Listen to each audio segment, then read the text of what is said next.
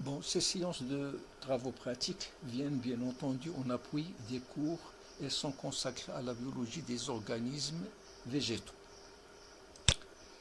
Nous allons commencer par voir cette classification très simplifiée des végétaux. Et nous avons là, ici, les algues que nous avons vues la dernière fois avec l'exemple de la spirogyre. Nous avons vu aussi la dernière fois les bryophytes, le groupe des bryophytes avec l'exemple des mousses. Et nous avons vu aussi les ptéridophytes avec l'exemple de la fougère. Aujourd'hui, nous allons voir les spermaphytes qui contiennent les trois groupes, les gymnospermes, les chlamydospermes et les angiospermes. La différence entre ce qu'on a vu jusqu'à présent et les spermaphytes, c'est la formation de la graine et de la fleur. Donc ici, chez les algues, les bryophytes et les ptéridophytes, il n'y a pas de graines. Mais chez les spermaphytes, il y a la graine et la formation de graines chez végétaux. C'est ce qu'on va voir chez les gymnospermes et chez les angiospermes aujourd'hui. Les spermaphytes, donc, qu'on peut appeler aussi les phanérogames, les spermaphytes sont les plantes à graines. Ils ont une graine. Ce groupe est divisé en trois sous-embranchements. Les gymnospermes, qui sont les plantes à graines nues, c'est-à-dire qui n'est pas enveloppée, la graine n'est pas enveloppée, et les angiospermes, qui sont les plantes à graines protégées dans le fruit. Donc on va retrouver la graine à l'intérieur d'un fruit, c'est-à-dire elle est protégée. Et les chlamydospermes, qui est un groupe intermédiaire entre les deux. Quelques aspects des gymnospermes, morphologie et anatomie des angiospermes. Les gymnospermes. Nous allons étudier les gymnospermes à travers un exemple de pin sylvestre, Pinus sylvestris. Le pin sylvestre de l'appareil végétatif, il est constitué par un arbre. Et cet arbre qui peut être long de 40 mètres parfois, avec la classe des Pinopsida, l'ordre des Pinales et le genre Pinus.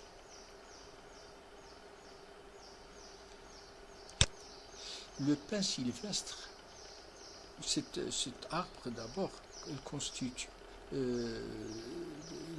l'appareil végétatif donc, qu'on va étudier à travers quelques exemples.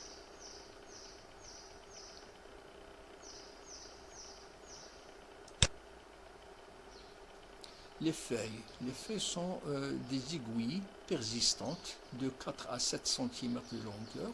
Donc ici vous avez des aiguilles qui sont transformées, les feuilles sont transformées en aiguilles. Elles sont insérées par deux sur un court rameau qu'on appelle le brachyblaste. Ici vous avez les feuilles ou les aiguilles qui sont dans des brachyblastes, qui sont les petits rameaux.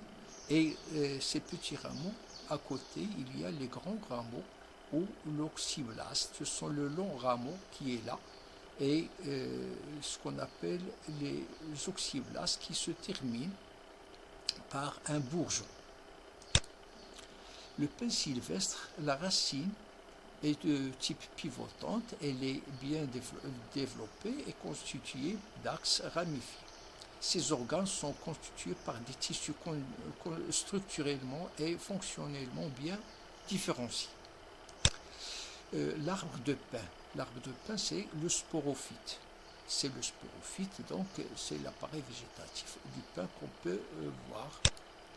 Le pin sylvestre, c'est l'appareil, on va voir l'appareil reproducteur.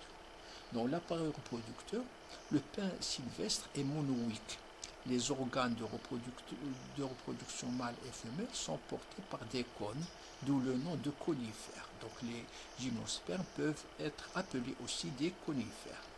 Et ces cônes sont distincts, mais qui sont présents sur le même arbre.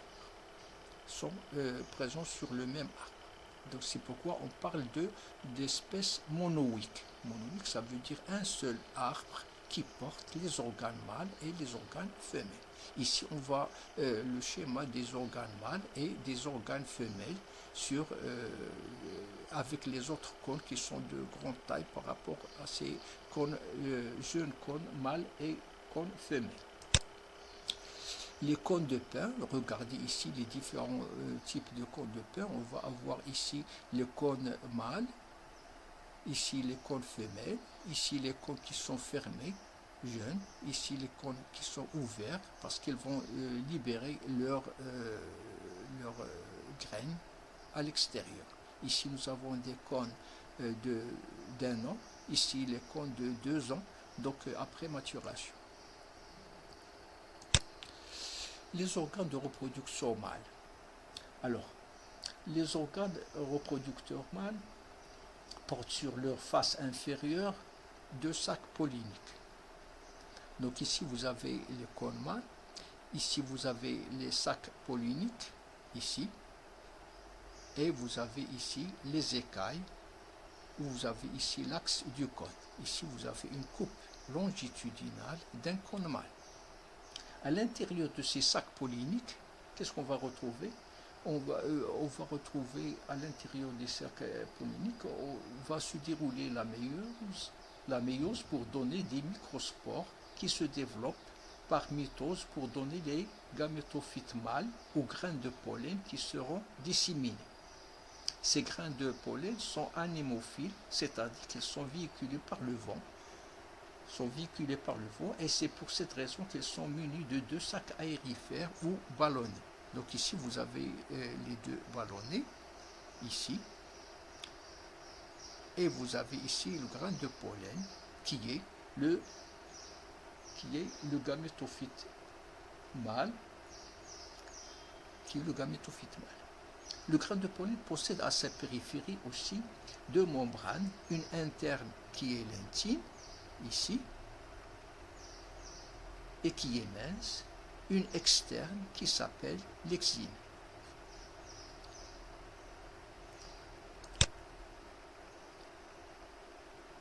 Ici vous avez les organes de reproduction femelles. Ils sont groupés en cônes plus ou moins allongés. Regardez ici les cônes plus ou moins allongés à l'extrémité.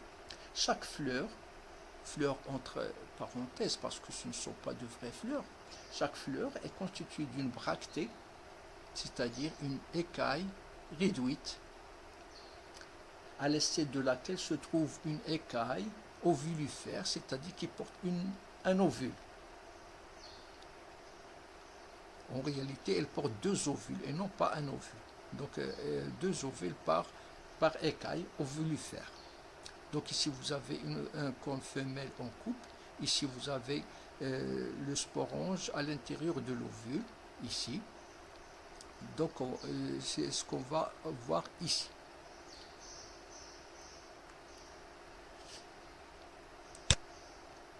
Ces organes reproducteurs femelles,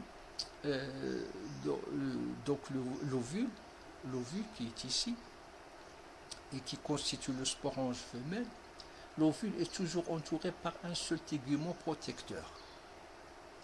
Ce tégument renferme le nucelle. Le nucelle, ici, regardez le nucelle, ou le macrosporange, dans lequel se forment après méiose 4 macrospores. 4 macrospores qui sont formés ici. 4 macrospores.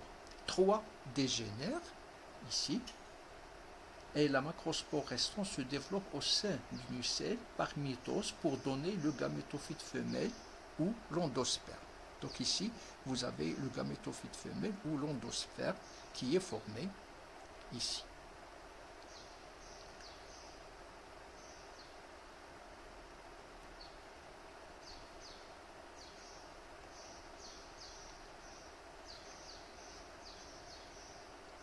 La fécondation. Donc l'endosperme possède 2 archégones rudimentaires. Ici, regardez les 2 archégones rudimentaires. Ici, qui différencient au pôle apical ou pôle micropillaire. Ici, le micropillaire, ce pôle micropillaire, ici, à ce niveau-là, pôle micropillaire. Une seule oosphère par ovule sera fécondée.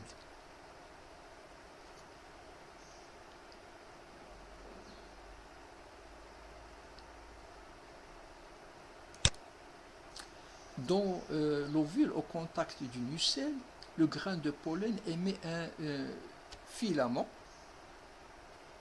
un tube pollinique qui est non cloisonné et qui conduit deux gamètes mâles inertes jusqu'au contact d'un gamète femelle. Ce mode de fécondation s'appelle la siphonogamie. La siphonogamie parce qu'il s'agit le tube pollinique, c'est un siphon, il n'est pas cloisonné. Une seule oosphère, donc, par ovule est fécondée par l'un des deux gamètes mâles. Le second dégénère, il se forme un œuf ou zygote. Donc un œuf ou zygote qui va se former. Ici vous avez deux.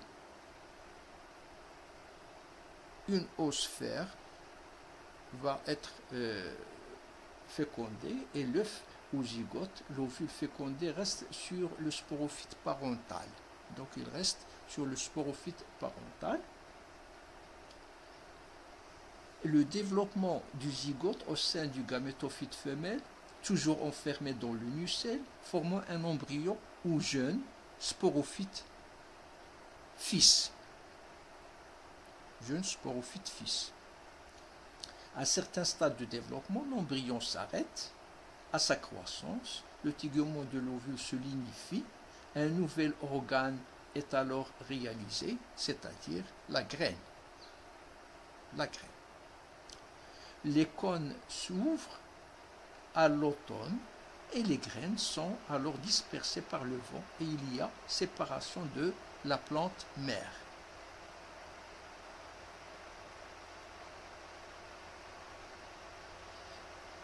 Une graine présente une grande capacité de résistance aux conditions extérieures défavorables comme l'hiver et les basses températures, la sécheresse et les conditions désertiques. Les graines sont transportées par le vent. Ici, on voit une aile qui va faciliter le transport par le vent de cette graine. Pendant la germination, la racine primaire pénètre dans le sol et se ramifie et la jeune pousse porte des cotylédones, donc, mais forme bientôt des feuilles juvéniles et des branches latérales donnant naissance à un sporophyte, une plante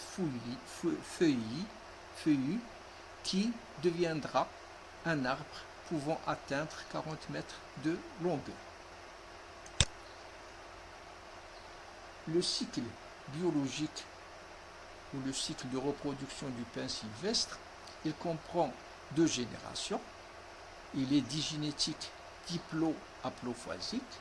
La prédominance de la génération sporophytique ou de la phase sporophytique se traduit morphologiquement par la taille plus grande du sporophyte par rapport au gamétophyte.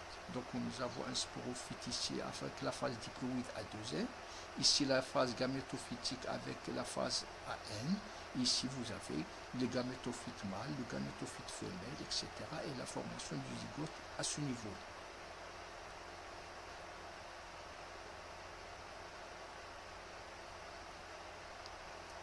Donc ça c'est pour le pin sylvestre. Conclusion. Les gymnospermes sont les plantes à graines qui n'ont pas de fleurs et ne forment pas de fruits. Leurs graines sont situées à l'intérieur de cônes, c'est-à-dire organes de reproduction. C'est l'équivalent de l'inflorescence chez les angiospermes. Donc ici, vous remarquez bien que la graine qui est formée ici, c'est une graine qui est nue. Il n'y a pas de couverture, il n'y a pas d'enveloppe pour cette graine. Deuxième partie, deuxième volet de cette séance de TP, les angiospermes. La première partie, la fleur et la graine, parce que les angiospermes sont caractérisés par la fleur et la graine. Donc les angiospermes sont des plantes vasculaires du groupe des spermaphytes. Ces végétaux sont appelés plantes à fleurs. Ils portent des fleurs, puis des fruits. Les angiospermes comprennent deux grandes classes, la plante des dicotylédones et les plantes monocotylédones. La fleur. La fleur comprend plusieurs éléments. c'est-à-dire plusieurs pièces florales. Il y a les sépales qui forment le calice, il y a les pétales qui forment la couronne, il y a les étamines avec leur pollen et le pistil portant les ovules. Donc nous allons avoir l'androcée qui est l'ensemble des étamines contenant du pollen, c'est la partie mâle de la fleur. Il y a le gynécée qui porte le pistil, c'est la partie femelle de la fleur. Donc ici, vous avez une fleur avec les différentes pièces florales. La fleur monocotylédone. La fleur monocotylédone, elle est fondamentalement trimaire. Ça veut dire qu'il contient 3 pièces florales. 3 sépales, 3 pétales, 2 fois 3 étamines, 3 carpelles. 2 fois 3, ça veut dire un multiple de 3 étamines. Donc les pièces florales sont en nombre de 3 ou multiple de 3, ce qui donne une fleur monocotylédone. Pour la fleur dicotylédone typique, elle présente 4 ou 5 verticilles, c'est-à-dire 4 ou 5 verticilles, c'est-à-dire sépales, pétales, étamines et carpelles. Donc ici, nous allons avoir deux types de fleurs. Les fleurs monocotylédones qui sont trimaires, avec 3 pièces florales. Et là, vous avez les fleurs dicotylédones qui présentent 4 ou 5 verticilles de pièces florales. La fécondation. La fécondation, nous avons ici le pistil, et lorsque les grains de pollen se déposent sur le pistil, ils germent. Chaque grain de pollen en germination forme un tube pollinique qui se dirige vers l'ovaire. Il contient 2 gamètes mâles, c'est-à-dire 2 noyaux de cellules spermatiques. Donc, ici, le tube pollinique pénètre dans l'ovule à travers le micropyle. Regardez, ici, vous avez le micropyle. Ici, vous avez le micropyle. Le micropyle, il traverse le nucelle pour atteindre le sac embryonnaire. Le sac embryonnaire. Au niveau du sac embryonnaire, on assiste au phénomène de la double fécondation. La double fécondation qui est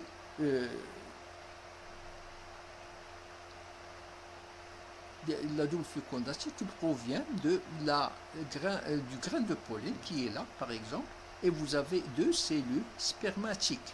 2 cellules spermatiques, c'est-à-dire l'équivalent de 2 gamètes mâles. Ici, vous avez le noyau du tube pollinique. Ici, vous avez 2 gamètes mâles. Le premier noyau, le premier gamète mâle, est destiné à féconder l'oosphère, ce qui donnera l'embryon à l'origine de la future plante.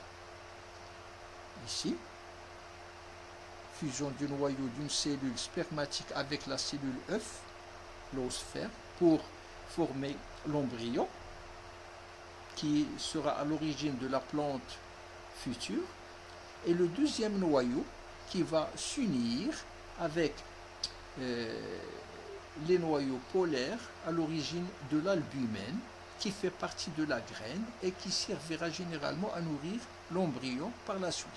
Donc ici, vous avez la fusion du noyau d'une cellule spermatique avec 2 noyaux polaires dans la cellule de l'endosperma primaire.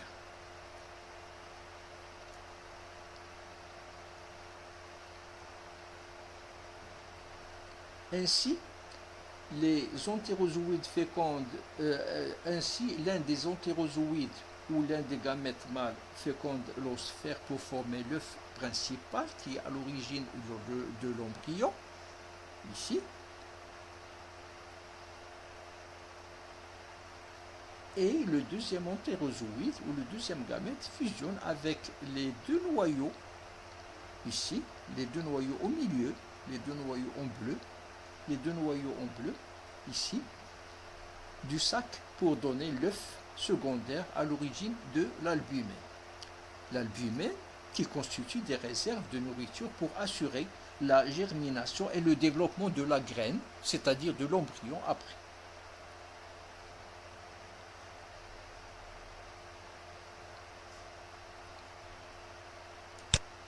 Donc ici vous avez la fleur, ici vous avez la après-fécondation.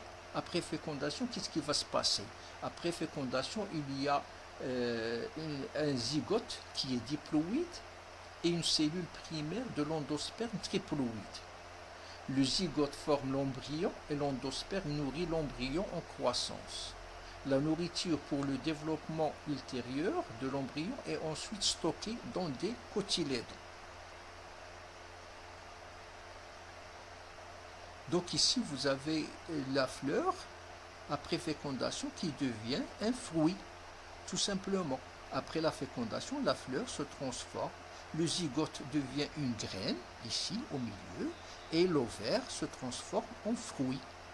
Et dans chaque fruit, on va se retrouver avec trois grandes parties.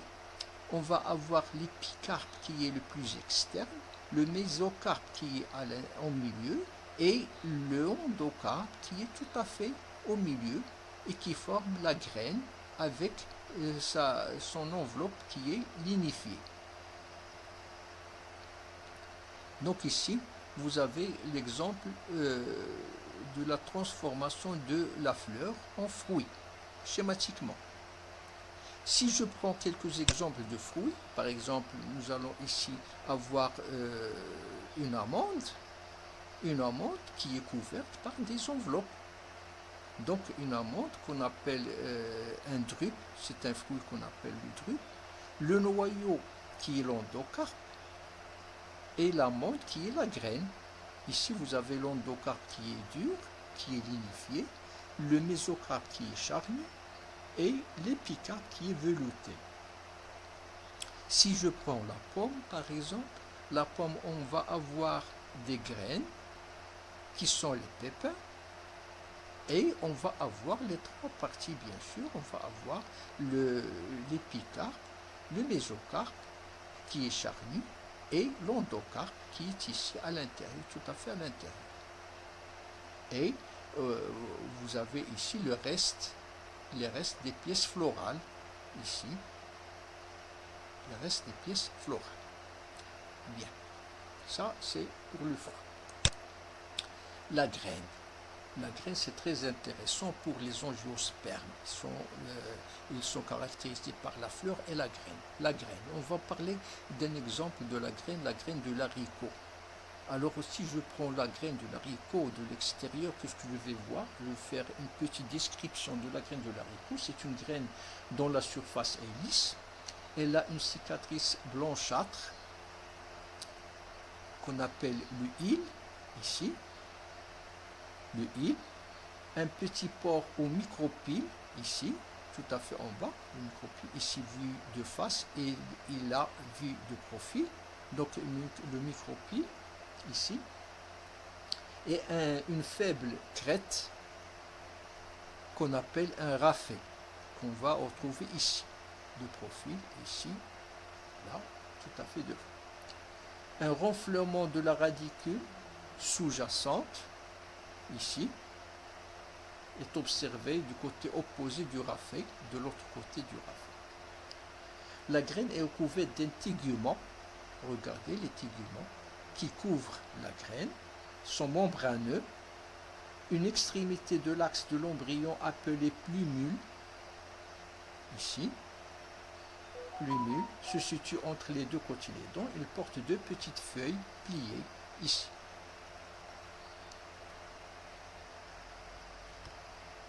À l'autre extrémité de l'axe de cet axe, on va avoir la radicule, ici, regardez, ici la radicule. Il dépasse les cotylédons. Une partie de l'axe de l'embryon est appelée hypocotyle, l'axe hypocotylé, l'hypocotyle, tandis que l'autre partie est appelée épicotyle. Les réserves, c'est-à-dire les nourritures, sont stockés dans les cotylédons. Ici, vous avez les deux cotylédons.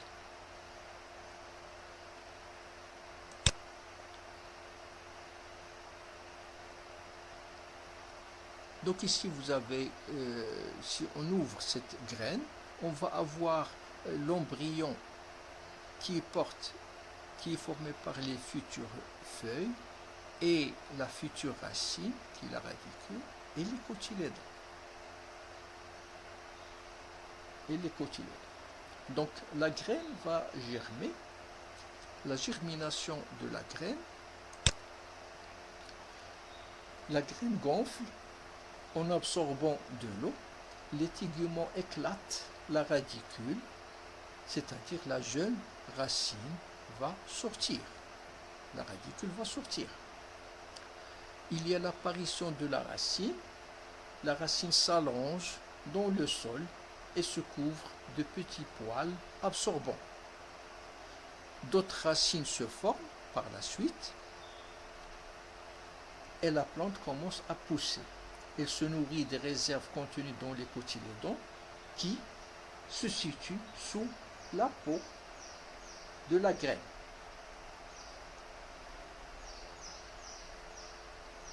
L'haricot se soulève, les cotylédons se séparent en deux. Ici, vous avez les cotylédons qui se séparent en deux pour laisser apparaître la gimule, c'est-à-dire de petites feuilles naissantes ici. À la fin de la germination, les cotylédons sont tombés, donc on va avoir les cotylédons qui vont tomber, et les vraies feuilles se développent ici, sur la tige. Ils vont permettre à la plante de s'alimenter grâce à la photosynthèse, bien sûr. Donc la plante n'a plus besoin de ces cotylédons qui sont vidés de leurs réserves.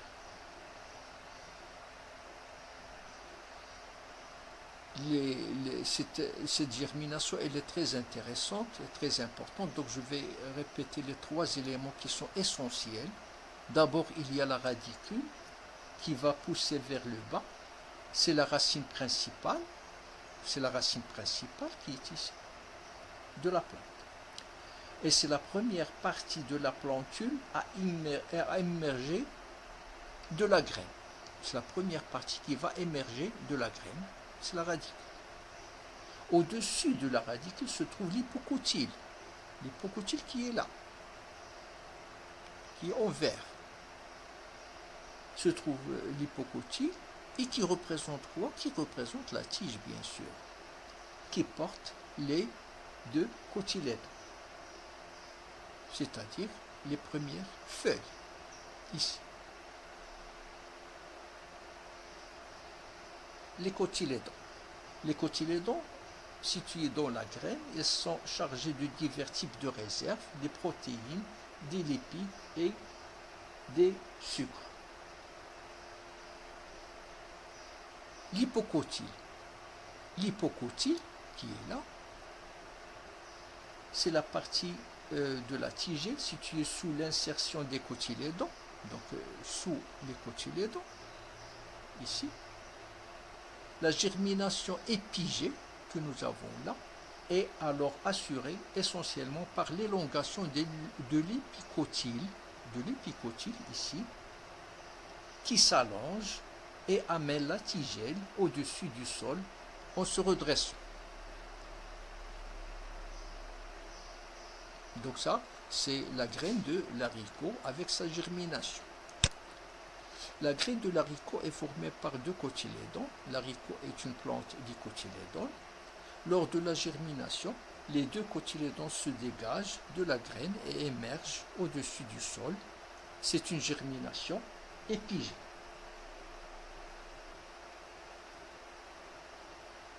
Maintenant, on va voir un autre exemple de la graine de maïs. La graine de maïs que vous connaissez et qui est comme ça, donc il est formé par plusieurs parties. Il y a le péricarpe, il y a une tigelle à l'intérieur, etc. Donc tout ça, on va le voir avec plus de détails par la suite. Donc la graine de maïs en coupe longitudinale. en coupe longitudinale, on va avoir une graine qui est simple. En coupe longitudinale montre l'organisation avec des réserves. Ici, les réserves d'albumine, ce sont des réserves amylacées.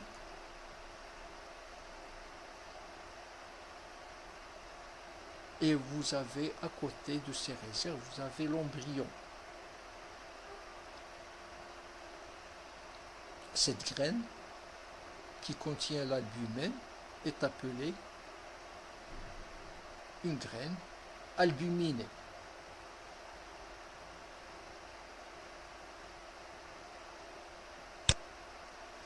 Si je vois à l'intérieur de cette graine, en coupe longitudinale, qu'est-ce que je vais voir? Je vais voir que le coléoptile qui est ici, le coléoptile se développe en protégeant les jeunes feuilles.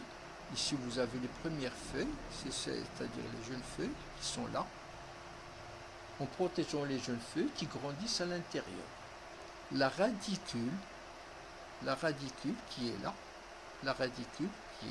grandit en perçant le coléoryse. Ici, le coléoryse, c'est le tissu qui est là, il le perce et devient la racine principale. On va avoir la racine principale ici. Des racines adventives apparaissent sur le côté. Ici, vous avez l'apparition des racines adventives sur le côté. On va avoir bien sûr les enveloppes avec le péricarpe et les téguments, l'albumine qui est ici, etc. La germination de la graine du maïs. La germination débute par la sortie de la radicule, donc la sortie de la radicule qui est là. Le coléoptile qui est ici, le coléoptile protégeant l'apex et les premières feuilles grandit ensuite. Voilà, elle va grandir ensuite. De nouvelles racines se forment. Il s'agit de racines adventives, un organe intermédiaire entre le système racinaire et le coléoptile.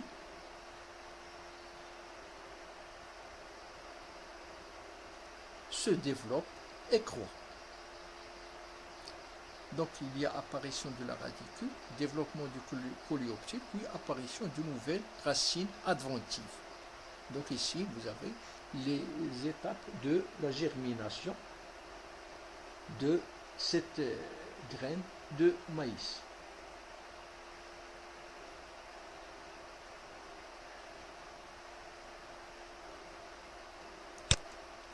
Le grain de maïs est formé par un seul cotylédon. Le maïs fait partie donc des plantes monocotylédones. Au cours de la germination, le cotylédon reste dans le sol. Il s'agit d'une germination hypogée, contrairement à la germination épigée de la graine de l'haricot. Les angiospermes, deuxième partie, morphologie et anatomie végétale. L'objectif de cette partie est de comprendre l'organisation des végétaux angiospermes d'un point de vue morphologique par l'observation de l'appareil végétatif, mais aussi d'un point de vue anatomique et histologique en réalisant des coupes d'organes végétaux et observant au microscope la structure cellulaire et étudiant les tissus. Morphologie. L'appareil végétatif des angiospermes est formé d'organes végétatifs qui sont la racine, la tige, portant les bourgeons et les feuilles. Chaque organe de la plante a des caractéristiques morphologiques et anatomiques qui permettent de déterminer l'appartenance du végétal à la classe des monocotylédones ou des dicotylédones. Donc ici vous avez une plante avec les différents organes, les feuilles, la tige et la racine. Et nous allons avoir différentes parties de cette plante qu'on va étudier dans cette morphologie végétale. On va commencer par la feuille. Donc la feuille, on peut avoir une feuille simple ou une feuille composée. Mais une feuille d'abord, elle est caractérisée par le limbe. Le limbe, cette partie-là. Cette partie-là Le limbe est parcouru par une nervure principale portant des nervures secondaires, c'est ce qu'on remarque ici. Ces dernières se ramifient en nervures plus fines, formant un réseau réticulé. Le pétiole, qui est ici, est la partie étroite de la feuille qui relie le limbe, ici, à la tige. Il peut être élargi à la base pour former une gaine qui est là. Donc ici, nous avons une feuille dicotylédone. Si nous avons ces caractéristiques-là, on va avoir une feuille dicotylédone. Donc ce limbe peut être simple ou composé. Une feuille simple est constituée d'un seul limbe continu. On observe un bourgeon à la base du pétiole.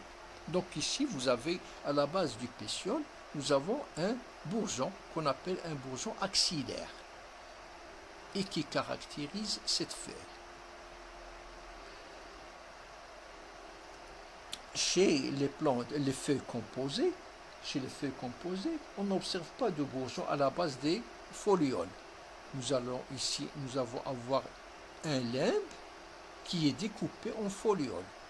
Ici, vous avez non pas une nervure, mais vous avez un rachis. Et ici, vous avez un pétiolule pour chaque foliole. Un pétiolule qui porte chaque foliole dans le rachis. Et nous avons à la fin de ce limbe, nous allons avoir un bourgeon axillaire qui marque qu'il s'agit d'une feuille ici. Tout ça, il s'agit d'une feuille composée.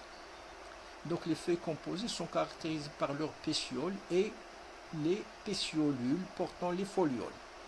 Un foliole est une feuille simple d'une feuille composée, tout simplement. Les feuilles monocotylédones. Les feuilles monocotylédones sont simples à nervation parallèle. Le pétiole est absent, il n'y a pas de pétiole. Et la base foliaire est devenue très importante et continue généralement une gaine enveloppant la tige que vous avez là. Donc ici, vous avez la gaine qui enveloppe la tige.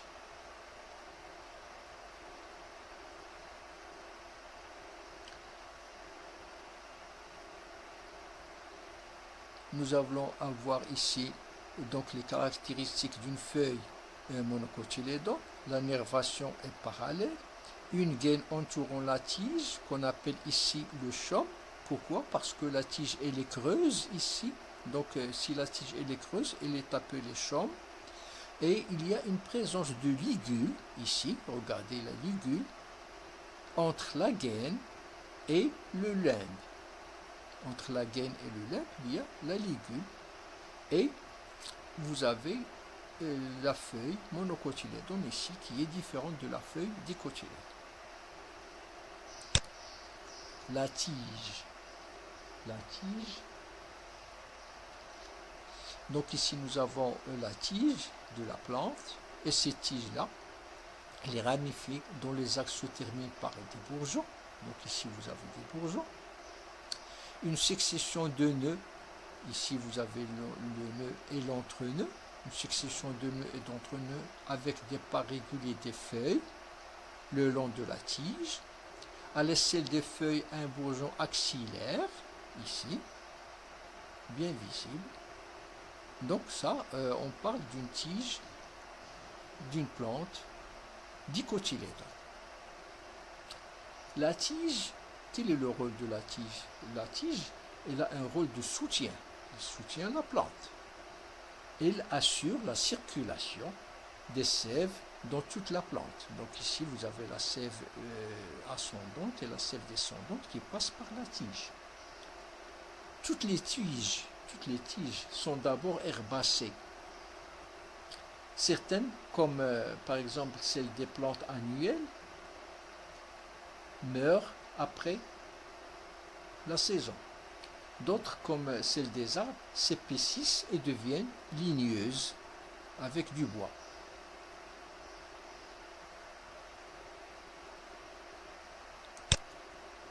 Ici, vous avez la tige monocotylédone.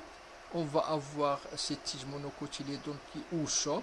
S'il est creuse de l'intérieur, on va l'appeler chaume. Ici, on va avoir des nœuds et des entre-nœuds. Et ici, vous avez la feuille monocotylédone avec une gaine, avec l'entre-nœud, etc. Donc ça, c'est une tige monocotylédone. La racine. La racine, donc on va voir la racine ici, et c'est le long de la racine principale se développe un nombre de racines latérales. Donc ici vous avez la racine principale, ici vous avez la racine secondaire, c'est la racine latérale, qui à leur tour se ramifient aussi pour former un système racinaire pivotant. La racine pivotante caractérise les plantes dicotylédons. Donc ici, nous avons un système racinaire où nous avons une racine principale et des racines secondaires, et nous avons des radicelles après les racines secondaires. Donc la racine, elle a un rôle de fixation du végétal au sol. C'est un organe d'absorption de l'eau et des sels minéraux. Et c'est un organe de réserve nutritive parfois.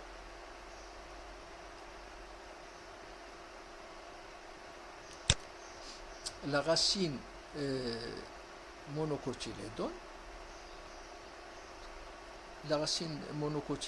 qui est ici, elle est formée par un faisceau de racines adventices à la base de la tige. Le système racinaire est constitué de racines d'égale importance et non ramifiées. Il n'y a pas de racine principale ni de racine secondaire. Le système radiculaire est dit fasciculé. C'est le système racinaire d'une plante monocotylédone. Donc ces caractéristiques-là nous montrent qu'il s'agit bien d'une racine monocotylédone.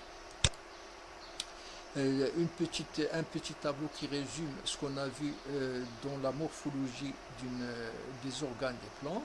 Le système racinaire, il est le plus souvent fasciculé chez les monocotylédones et les pivotants chez les dicotylédones. La tige, elle est sous forme d'un chaume chez les monocotylédones, elle est dressée et pleine chez les dicotylédones.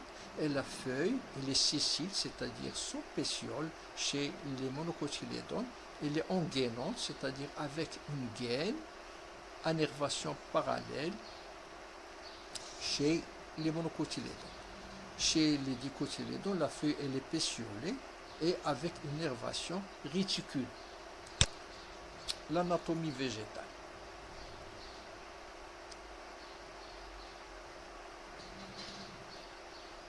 L'anatomie végétale, un tissu, c'est un ensemble de cellules morphologiquement semblables, ayant la même origine et qui remplissent une fonction physiologique déterminée. L'histologie végétale, c'est l'étude des tissus végétaux. Et l'anatomie, c'est l'étude de la disposition, de l'importance et des rapports entre les tissus d'un organe. Cette anatomie végétale, on peut parler aussi des cellules d'un végétal qui vont se différencier, se spécialiser pour former les différents tissus.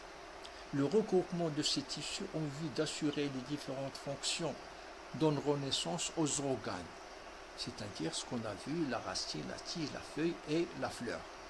La formation des organes et des tissus résulte de l'activité des méristèmes.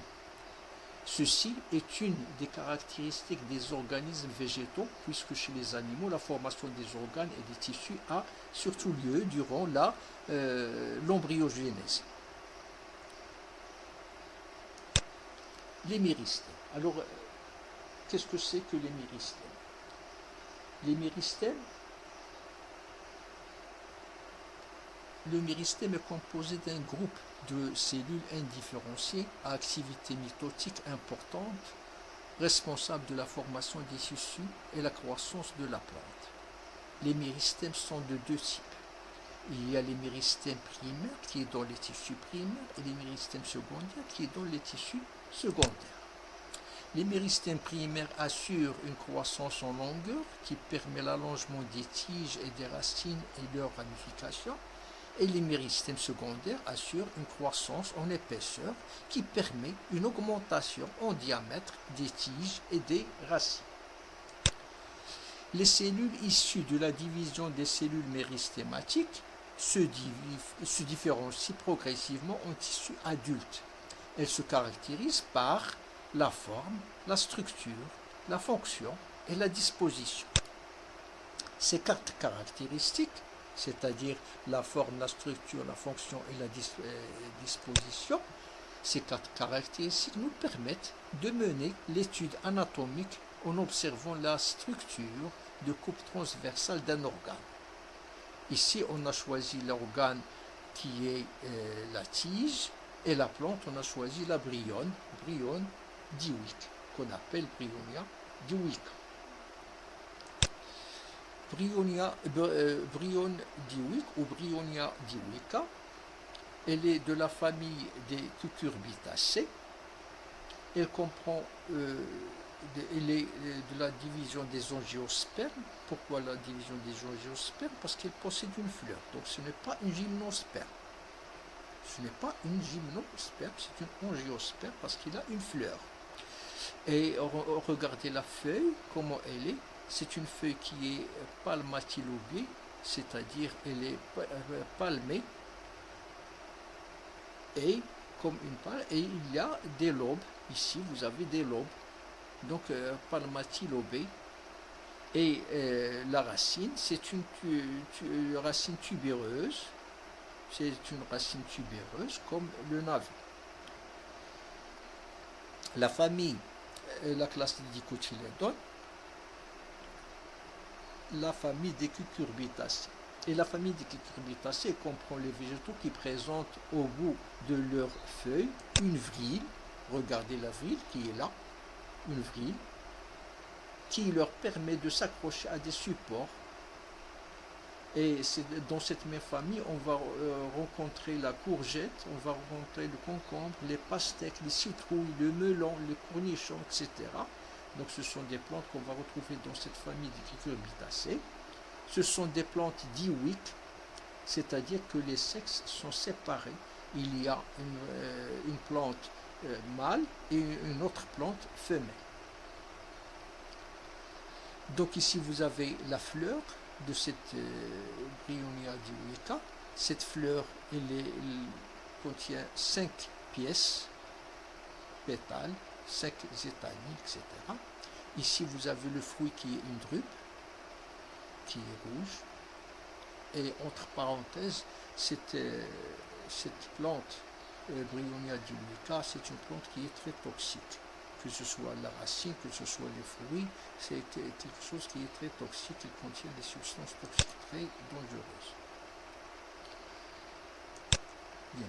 Nous allons prendre cette Bryonia dioica et on va s'intéresser à la tige. On va prélever un morceau de tige ici.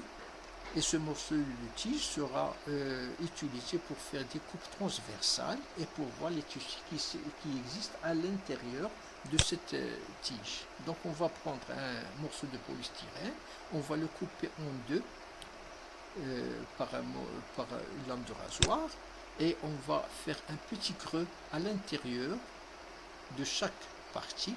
Et on va mettre notre morceau de tige à l'intérieur de ce creux.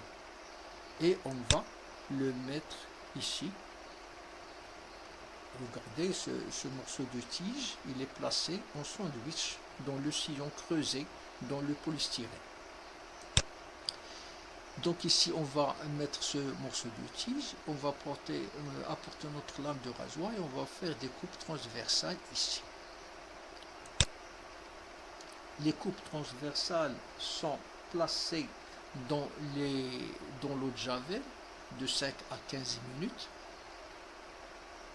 Après, on va filtrer, après les 15 minutes, on va filtrer ces coupes et on va les placer dans de l'eau et on va rincer plusieurs fois à l'eau pour éliminer l'eau de javel. Et après, on va mettre le colorant qu'on appelle le carmino vert d'iode, ce colorant-là qui va colorer nos coupes. Les coupes seront placées dans le colorant carmino vert d'iode pendant 15 minutes. Après, On va voir le protocole expérimental de cette manipulation. En premier lieu, on va mettre les coupes dans l'eau de Javel, et l'eau de Javel qui va nous permettre de vider les cellules de leur contenu. Les coupes restent formées uniquement de parois cellulaires. On va filtrer ces coupes, on va les rincer. Les coupes sont rincées à l'eau plusieurs fois pour éliminer l'eau de Javel. La troisième fois, les coupes sont disposées dans le colorant. Le carmino vert diode, c'est un double colorant parce qu'il va colorer les parois cellulosiques en rose et les parois lignifiées en vert. Et on va faire le montage de quelques coupes entre lame et lamelle pour les observer. Donc on va pour la détermination des tissus, on commence à observer au faible grossissement pour choisir une portion de la coupe mince, ensuite au moyen puis au fort grossissement pour observer et déterminer différents tissus. L'observation microscopique de la coupe transversale de la tige de Brion permet d'identifier l'ensemble des tissus à partir de parois cellulaires. Donc à partir de la paroi cellulaire, on peut déterminer l'ensemble des tissus de cette tige. La paroi cellulaire. La paroi cellulaire, nous avons la lamelle moyenne qui est là, et cette lamelle moyenne qu'on appelle la mitoyenne est la partie la plus externe de la paroi cellulaire. Elle est produite pendant la division cellulaire. Elle constitue le ciment assurant la jonction entre les cellules. Il y a aussi la paroi primaire qui est là. La paroi primaire la paroi primaire existe seulement chez les cellules gévéniles et elle est indifférenciée. Elle est flexible et extensible, ce qui permet la croissance cellulaire. Elle se dépose entre la lamelle moyenne et la membrane plasmique.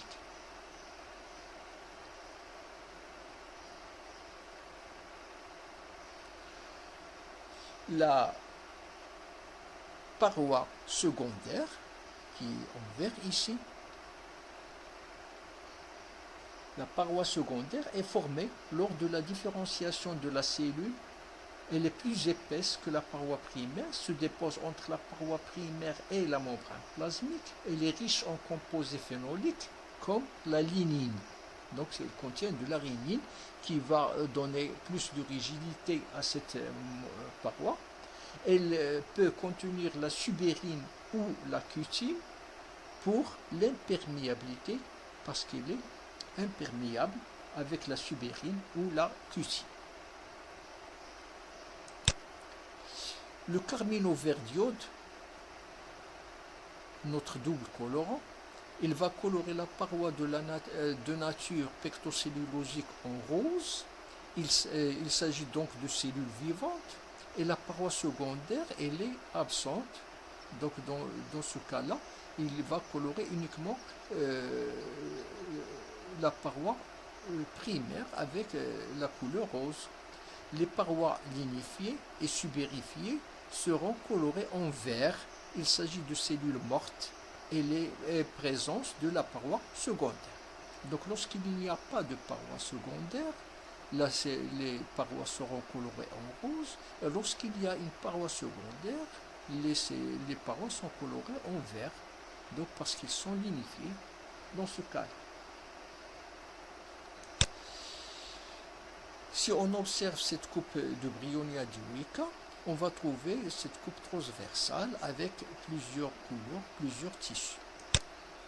Et on va voir à partir de la périphérie, donc on va voir à partir de la périphérie, on va voir les tissus et les cellules qui se trouvent ici. On va les examiner, on va les analyser, on va essayer de les voir. Donc ici vous avez l'épiderme, qui est un tissu de revêtement.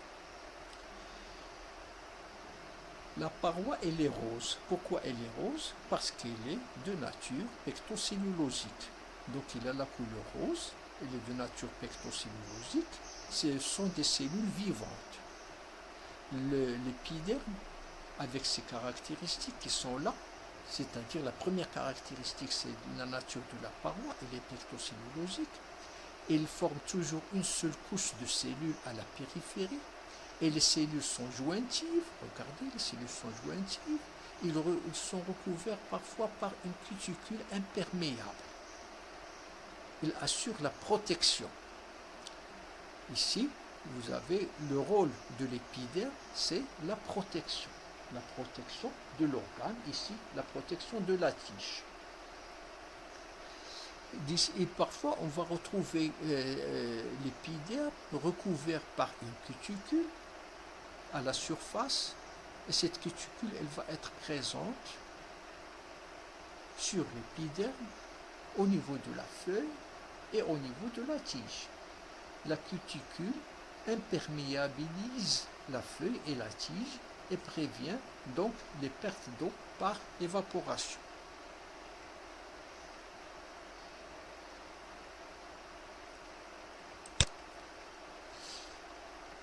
Sur cet épiderme, parmi les cellules épidermiques que nous avons là, on va avoir des cellules stomatiques. Et les cellules stomatiques qui sont là en coupe transversale au niveau de cet épiderme, il assure les échanges gazeux, c'est-à-dire la sortie de l'oxygène et l'entrée du CO2 pendant la photosynthèse. Et sous ces cellules stomatiques, on va avoir la chambre qu'on appelle la chambre sous-stomatique. Et ces cellules stomatiques sont formées par deux cellules qu'on appelle les cellules de garde. Donc si je vois ces cellules de garde par vue de face, je vais avoir ici deux cellules. Ici au milieu, l'ostiole, c'est l'ouverture par laquelle se font les échanges gazeux avec l'extérieur.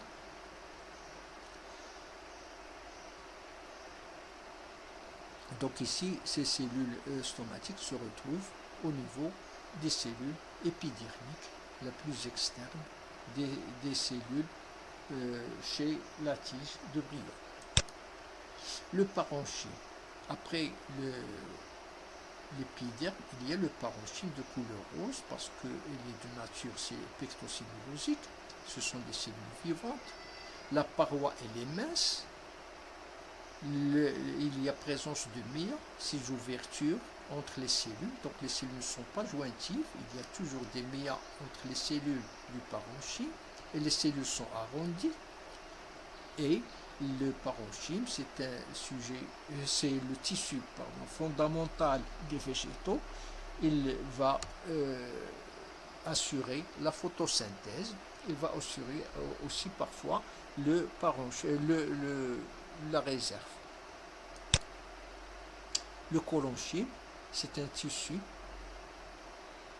dont la paroi est rose, donc il est de nature pectocellulosique. Les cellules sont vivantes. La paroi elle est épaisse aux angles. Ici, regardez, la paroi elle est épaisse aux angles. Et la forme des cellules elle est variable. Il assure le soutien de l'organe. Ici, le soutien de la tige. Donc ici, vous avez la paroi qui est épaisse aux angles. Ici, dans ce dessin-là. Et nous avons plusieurs couches de collonchyme. Le sclérenchyme qui est là, la paroi elle est verte, elle est lignifiée, contient de la lignine, donc il y a présence de la paroi secondaire. C'est un tissu qui est mort. La paroi elle est épaisse. La forme des cellules elle est géométrique. Ce ne sont pas des cellules arrondies, ce sont des cellules géométriques. Et les cellules sont jointives et le sclérenchyme assure le soutien de l'organe. Les tissus rencontrés dans la coupe transversale de la tige de glione, on a à l'extérieur l'épiderme avec une paroi épaisse vers l'extérieur. On a le colonchime avec une paroi épaisse aux angles, parce qu'il s'agit d'un colonchime anguleux, et le parenchyme cortical qui est là, avec des méas entre les cellules, ces méas qui indiquent qu'il s'agit bien du parenchyme. Et ici, vous avez le scléronchime qui est un tissu lignifié avec des parois qui contiennent de la ligne et leur forme qui est géométrique, polyédrique. Ici, vous avez le parenchyme médulaire qui se trouve au centre de la coupe. Donc tout ça, ce sont des tissus qu'on va rencontrer dans la coupe de l'embryon. Au milieu de cette coupe, on va avoir les tissus conducteurs, c'est-à-dire le xylème et le phloème. Le xylème et le phloème qui sont rassemblés dans un faisceau criblo-vasculaire. Et qu'est-ce qu'on voit ici? On voit ici un tissu qui est en vert et qui est le xylème. Le xylème est appelé aussi le tissu vasculaire primaire ou tissu ligneux primaire. En plus de son rôle de conduction, il assure aussi le rôle de soutien car il présente des cellules à parois lignifiées.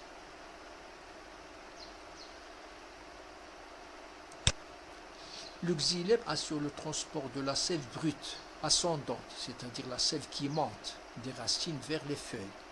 Il existe dans le xylème deux sortes d'éléments conducteurs de sève, les trachéides et les vaisseaux. Les trachéides, ce sont des cellules minces et allongées, et les vaisseaux, ce sont des cellules plus courts et plus gros. Le premier xylème à se mettre en place est le protoxylème. Il est constitué de trachéides. Ici, vous avez les trachéides. Les trachéides sont des cellules mortes, allongées, permettant le transport de la sève brute, c'est-à-dire la sève ascendante. La lignification se fait en anneaux. Donc, la lignification se fait en anneaux. On obtient alors des trachéides annelés, ou bien en spirale, on va avoir des trachéides spiralés, ou bien en rayure, on va parler de trachéides rayés. La sève contenue dans la cellule peut passer d'une cellule à l'autre par les ponctuations.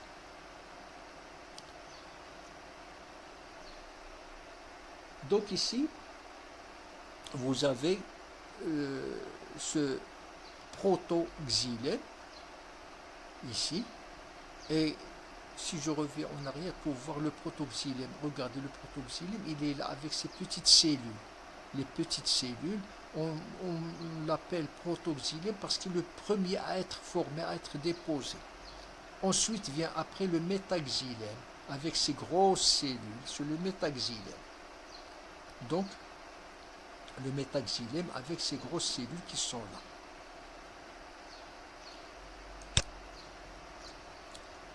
Le second xylème à se mettre en place est le métaxylème, donc qui est là.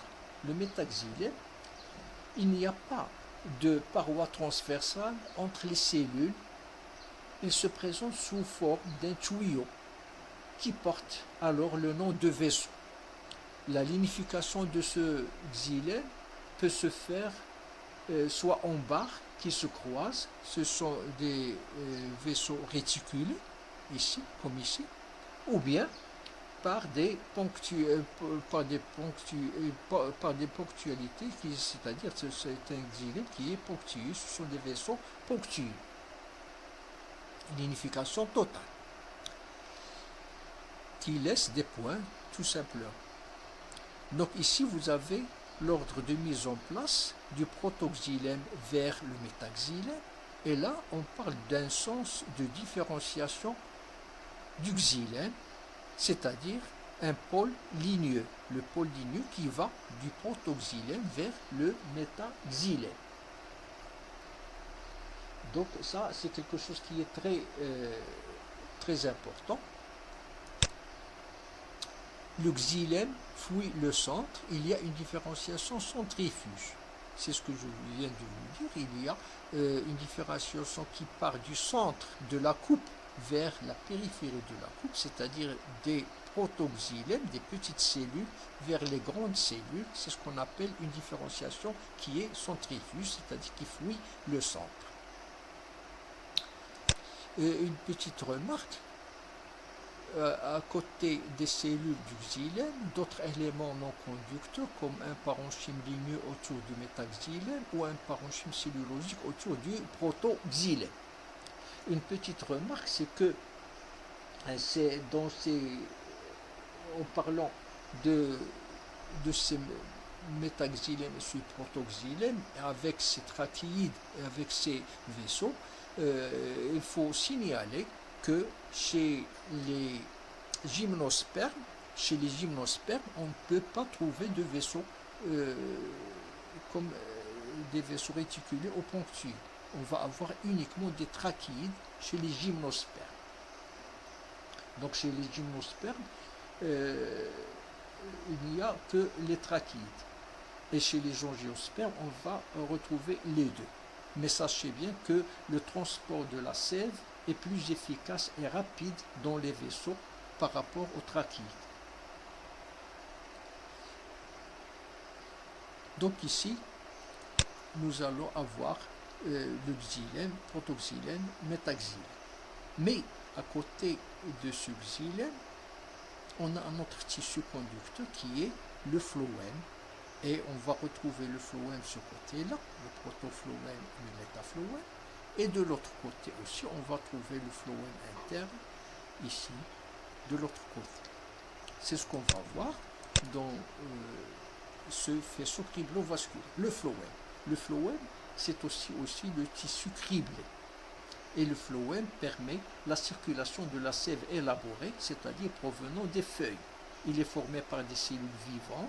Elles sont de deux sortes. Donc, il y a les éléments conducteurs, qui sont les tubes criblés. Ce sont des cellules vivantes à parois pectocellulosiques. Les tubes criblés, dépourvus de noyaux, sont dépourvus de noyaux, et les parois transversales sont criblées de pores appelés cribles. Permet le transit de la sève. Ici, vous avez les cribles.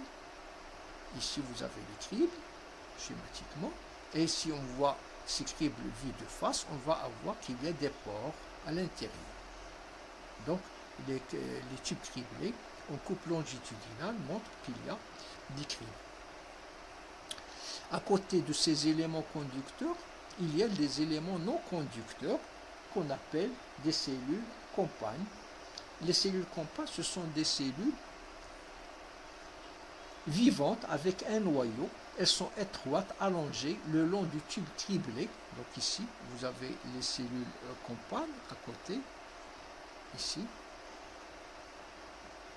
regardez la cellule compagne. Ici, vous avez la cellule compagne. La cellule compagne, ce sont des cellules vivantes avec un noyau. Elles sont étroites, allongées le long du tube criblé et leurs parois sont cellulosiques. Ils ne sont pas criblés, ces cellules-là, et qui participent au contrôle de la circulation de la sève dans les tubes criblés.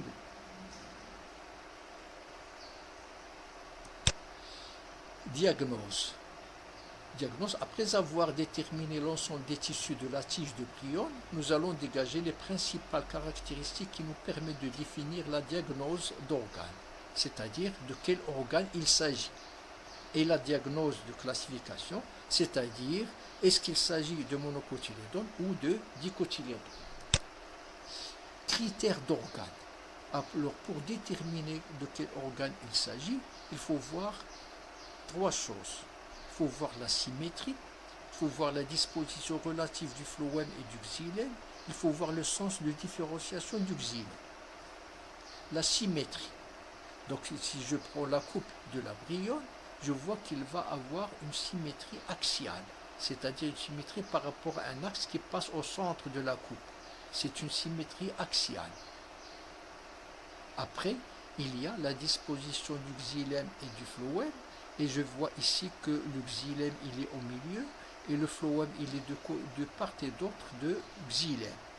Donc il s'agit bien d'un xylème et d'un phloème qui sont superposés.